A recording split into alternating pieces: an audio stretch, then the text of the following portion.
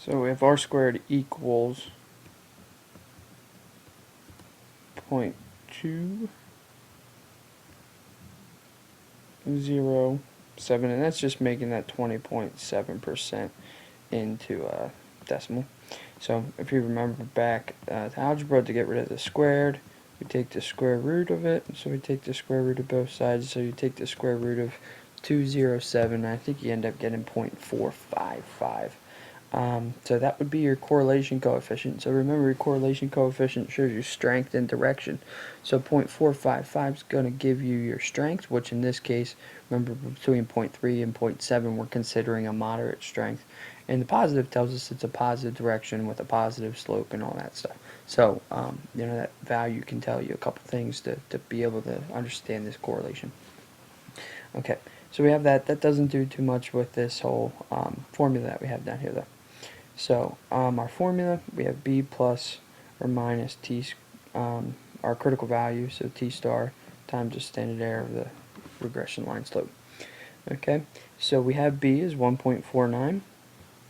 And critical value, remember we can get using our calculator, doing second distribution inverse t, entering in the area, which the area in this case we have a 90% confidence interval, so that means we'd have 10% outside of it, 5% on each side, so we'd be entering in an area of 5%, or we can use a degrees of freedom. In this case, our degrees of freedom would be 38 minus 2, so it would be 36. We would get our critical value that way.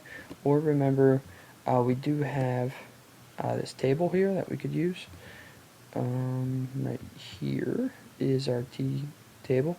So if we're doing a 90% confidence interval, no, excuse me, yeah, 90% level of confidence, with 36 as our level of confidence, or actually our degrees of freedom would be coming down here. I think if you enter it into the calculator, you end up getting 1.69, or I think that's what you get. So the chart and that differ a little bit here, but you're going to use 1.69 for your critical value there. Okay, and so let's go back to the document, and then you use your standard error b, which is 0.487.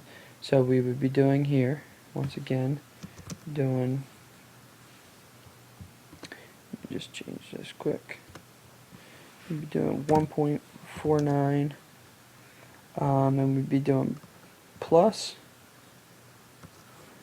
and like I said, I think it ends up being 1.69 times 0.487. Okay, so you go through that, and I think you get 2.31. Okay, and you go through it again, and instead of having plus, you go through and you do minus. So you go and you enter that in your calculator, and I think you end up getting rounded off 0.67. So my confidence interval is between 0.67 and 2.31. Okay, so if I'm interpreting this, I'd be saying that I'm 90% confident with every additional cry that is experienced when observing the baby. In the population, the population slope is going to be between 0.67 to 2.31 additional points on their IQ. Okay. Now margin of error, we saw margin of error same way that we have before. Okay, we take our larger value minus our smaller value and divide it by 2. So in this case here, we're going to take 2.31 divided, minus 0.67, and I believe you get 1.64 for that, and then you divide that value by 2, and you should get 0.82. Now remember, this 0.82 is a plus or minus situation. Okay, I want you to take a minute and solve the margin of error for the problem that we did above here. Okay, so find and identify the margin of error for your speed in steps per second, and then once you finish both of those, come down here and complete this homework assignment. Okay. save any questions you may have for this section so that we can, discuss them tomorrow when I'm back in class. But,